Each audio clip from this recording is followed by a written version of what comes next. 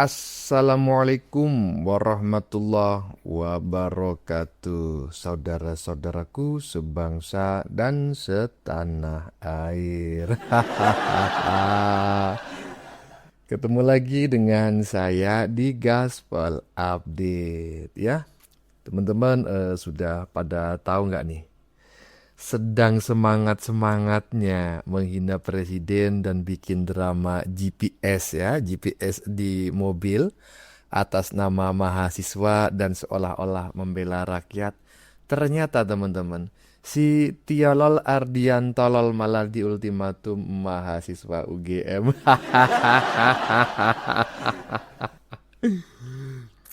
Para mahasiswa UGM asli ini ya justru mendemo mantan ketua BEM yang paling koplak di muka bumi itu agar tidak membawa-bawa nama UGM katanya ya. Lah lalu selama ini siapa dong yang dia bela oleh si manusia, si pemuda botol tersebut? Artinya sudah fix ya. Selama ini si pemuda paling botol itu tidak pernah menyampaikan aspirasi mahasiswa apalagi rakyat, melainkan aspirasi si Caplin. Makanya langsung dapat Fortuner plus dengan GPS-nya. Nah, bagaimanakah videonya dan bagaimanakah respon netizen? Mari kita tonton bersama, kemudian mari kita komentari bersama di bagian akhir video. Ini dia. Oke, anjay, Mas, bener. Game cerdas dan beretika, sangat tidak memilih suara, Mas, sangat, keren. Ya, beginilah. Ini adalah fakta, bukan hasil rekayasa AI ya. Usai kritik BGN, usai mencaci maki presiden yang katanya macam anjing kurap ya, kemudian juga bikin drama GPS ya kan. Ternyata si pemuda botol ini langsung menjadi sasaran demo oleh mahasiswa UGM. Katanya golongan anak abah ya. Si pemuda botol ini menjadi sasaran demo bayaran katanya. Yang bayaran itu si pemuda botol, mahasiswa UGM. Koclak. Lanjut. Siapa sangka mahasiswa yang nekat mengkritik presiden ini ternyata punya rahasia masa lalu yang bikin publik tercengang. Pria ini bernama Tio Ardianto, salah satu ketua BEM UGM yang belakangan ini viral karena vokalnya menyuarakan kritik tajam ke pemerintah. Bermodalkan ijazah paket C, dia nekat bertarung SBMPTN hingga lolos Fakultas Filsafat di UGM. Namun keberaniannya di kampus justru membawa petaka. Kata gratis itu kan pengkhianatan luar biasa pada rakyat. Karena mereka bekerja mengalokasikan anggaran juga difasilitasi oleh uang rakyat. Loh, ketika uang itu kembali ke rakyat dalam bentuk makanan, kok mereka tega-teganya menyebut ini gratis?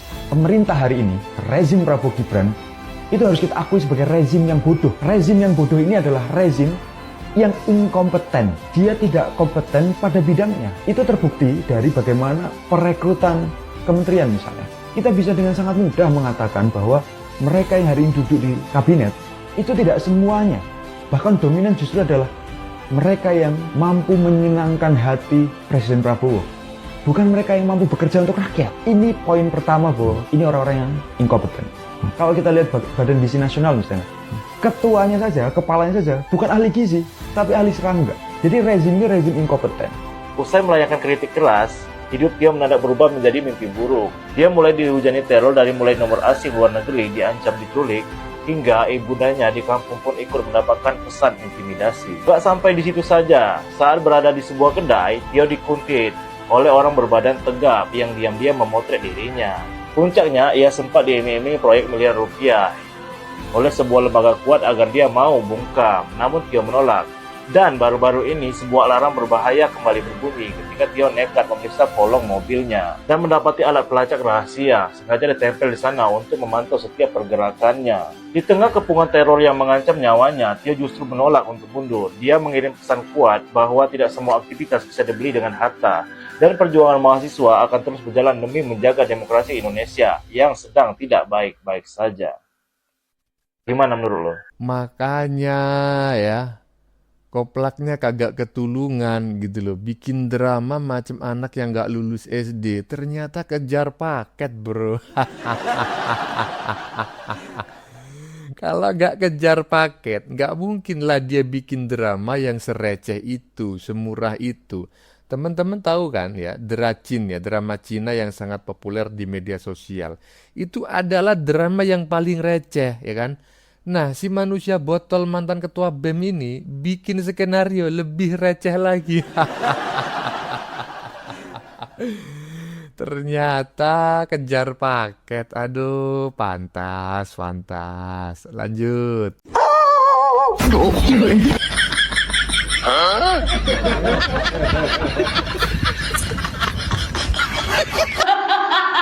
Ini menarik teman-temannya. Ini sangat menarik loh.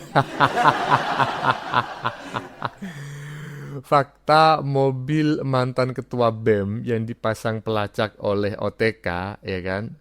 Ternyata itu milik saudara, ya, dipinjam oleh si pemuda bengak yang satu itu karena merasa tak aman, makanya dipasangin GPS.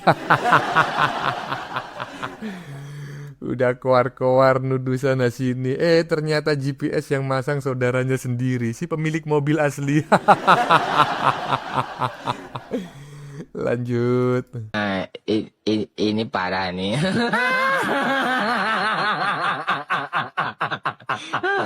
Tenang, tenang.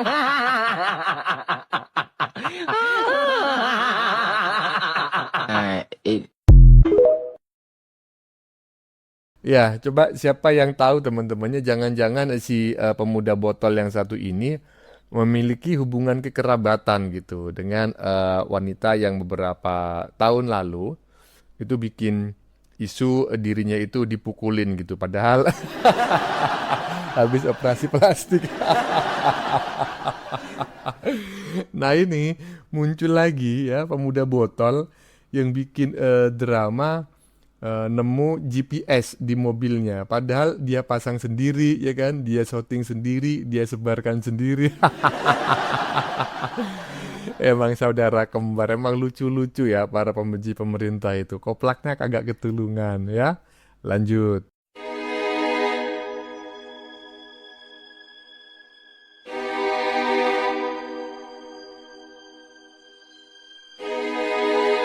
Ayo jawab, bantu jawab mbaknya nih. Mbaknya yang cuma diam tapi menulis sebuah amanat dalam bentuk teks ya. Dikirimin netizen. Foto ini apakah bapak-bapak di sebelah si mahasiswa botol ini yang punya rental mobil? Bukan yang punya rental mobil.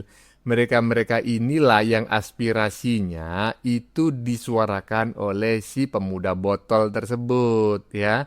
Karena sudah menyampaikan aspirasinya, maka bapak-bapak ini berterima kasih. Dipinjamilah Fortuner plus GPS-nya, takut dibawa lari. Lanjut. Pasang sendiri, saya saksinya. Oh, Masya Allah. Jika memang abang melihat Mas Tio Ardianto memasang alat pelacak tersebut sendiri, kemudian memframing Presiden Prabowo, maka itu hal yang kurang benar, Bang. Tapi apakah abang punya bukti ketika berkomentar seperti ini? Ya iyalah bang, gak ada yang tahu. Karena abang tahu kan, yang masang siapa? Ya abang sendiri kan, bersama si pemuda botol itu. Gak terima kali ya ketika ada neti yang mengatakan, itu dipasang sendiri, saya saksinya. Padahal itu orang-orang iseng. Nggak serius itu bikin komentar macam kayak gitu. Ditanggapi begitu serius, ya jelas lah orang yang masang itu si pemuda botol sama kau, ya kan? Nggak ada saksinya lain, makanya kau pede. Nggak ada yang bisa menjadi saksi kecuali dirimu, kan begitu. Ya, teman-teman, bagaimana menurut kalian? Keputusan ada di tangan Anda. Silakan tulis pendapat Anda di kolom komentar, baik Anda yang setuju maupun yang tidak setuju dengan isi konten ini. Sebelumnya, saya memohon maaf yang sebesar-besarnya ya, jika dalam penyajian konten ini ada kata-kata yang menyinggung, kurang tepat penggunaannya, atau ada data yang dianggap keliru atau salah. Saya memohon maaf yang sebesar-besarnya. Kita jumpa lagi di lain video. Salam NKRI.